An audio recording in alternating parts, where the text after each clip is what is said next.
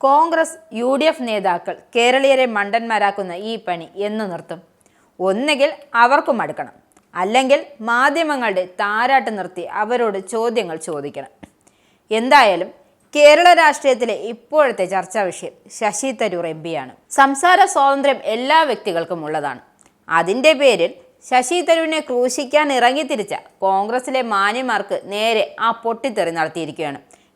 ഒരു കാര്യം പറഞ്ഞേക്കാം, വേലയിറക്കാൻ വന്നാൽ ഞാൻ എൻ്റെ പണി നോക്കിപ്പോകും എന്നു തന്നെയാണ് തരൂർ അവസാനം പറഞ്ഞിരിക്കുന്നത്. ഇത് പറഞ്ഞു കേട്ടതും രമേശ് ചെന്നിത്തലയ്ക്ക് ആകെ നെഞ്ചും കൂട് തകർന്നിരിക്കുകയാണ്. ശശി തരൂരിൻ്റെ പാർട്ടി മാറ്റം മണത്തതോടെയാണ് അയ്യോ അച്ഛ പോകല്ലേ എന്ന നിലപാടുമായി എത്തിയിരിക്കുകയാണ് മുൻ പ്രതിപക്ഷ നേതാവ് രമേശ് ചെന്നിത്തല. തരൂർ വിഷയത്തിൽ പ്രതികരിക്കുന്നില്ല എന്ന് പറഞ്ഞ ചെന്നിത്തല ഓർമ്മപ്പെടുത്തലാണ് പിന്നെ നടത്തിയത്. രാഹുൽ ഗാന്ധിയെ കാണുന്നതിന് മുമ്പാണ് ശശി തരൂർ ഇപ്പോൾ പുറത്തു വന്ന അഭിമുഖം കൊടുത്തു എന്നാണ് ചെന്നിത്തലയുടെ വാദം. എന്നാൽ ഈ വാദം തികച്ചും തെറ്റാനേ സാധ്യതയുള്ളൂ. അങ്ങനെ രാഹുലുമായി നടത്തിയ ചർച്ചയിൽ തൃപ്തി ഉണ്ടായിരുന്നുവെങ്കിൽ തരൂർ ഇപ്പോഴത്തെ നിലപാട് ഒരിക്കലും വ്യക്തമാക്കില്ലായിരുന്നു. പാർട്ടിക്ക് തന്നെ വേണ്ടെങ്കിൽ തനിക്ക് മുന്നിൽ മറ്റു വഴികളുണ്ട് എന്നാണ് ശശി തരൂർ അഭിമുഖത്തിൽ പറഞ്ഞത്. അതേസമയം തരൂർ പാർട്ടിയിൽ വഹിച്ചിരുന്ന സ്ഥാനങ്ങളെയാണ് ചെന്നിത്തല ഓർമ്മിപ്പിക്കുന്നത്. താൻ KPCC പ്രസിഡന്റ് ആയിരുന്ന സമയത്ത് തരൂർ UN-ൽ നിന്നും വിട്ടുവന്ന സന്ദർഭത്തിൽ അദ്ദേഹത്തോട് പാർട്ടിയിൽ ചേരണമെന്ന് പറഞ്ഞത് ചെന്നിത്തലയാണ്. പാലക്കാട് നിൽക്കണമെന്നാണ് താൻ നിർദ്ദേശിച്ചത്. അത് സത്യമാണെന്നും തരൂർ പറഞ്ഞത് 100% ശരിയാണെന്നുമാണ് അദ്ദേഹത്തെ ഇപ്പോഴാൾ പാർട്ടിയിലേക്ക് വരുന്നത് നല്ലതാണെന്ന വിശ്വാസത്തിന്റെ അടിസ്ഥാനത്തിലാണ് അന്ന് തരൂരിനെ ക്ഷണിച്ചതെന്നുമാണ് ചെന്നിത്തല പറയുന്നു.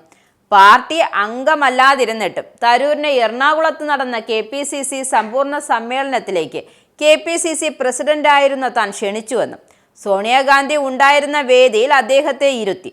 അങ്ങനെയാണ് ശശി തരൂർ കോൺഗ്രസിലേക്ക് വന്നതെന്നും ചെന്നിത്തല ഓർമ്മിപ്പിക്കുകയാണ്. വീണ്ടും പാർട്ടിയിൽ തന്നെ നിൽക്കേണ്ടതിൻ്റെ അനിവാര്യത കൊണ്ടാണല്ലോ അദ്ദേഹത്തെ 4 തവണ കോൺഗ്രസ് MP-യാക്കിയതെന്നും കേന്ദ്രമന്ത്രിയാക്കിയതും 10 വർഷമായി കോൺഗ്രസിന്റെ 4 സ്ഥിരം സമിതി അംഗങ്ങളിൽ ഒരാളാക്കിയതും. എന്തായാലും ചെന്നിത്തലയുടെയും കോൺഗ്രസ് നേതാക്കളുടെയും കരച്ചിൽ തരൂർ കാണുമോ എന്ന് വരും ദിവസങ്ങളിൽ അറിയാം. അതോ ഇനി പാർട്ടി മാറ്റം നടത്തുമോ എന്നും ഈ കള്ളക്കണ്ണീരൊക്കെ കണ്ടില്ല എന്ന് നടിക്കാനാണ് സാധ്യത.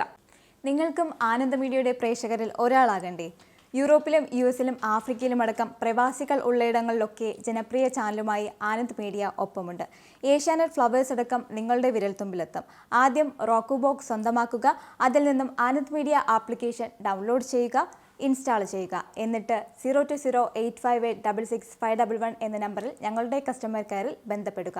അല്ലെങ്കിൽ +91 735 660 3747 എന്ന നമ്പറിൽ വാട്സപ്പ് ചെയ്യുക.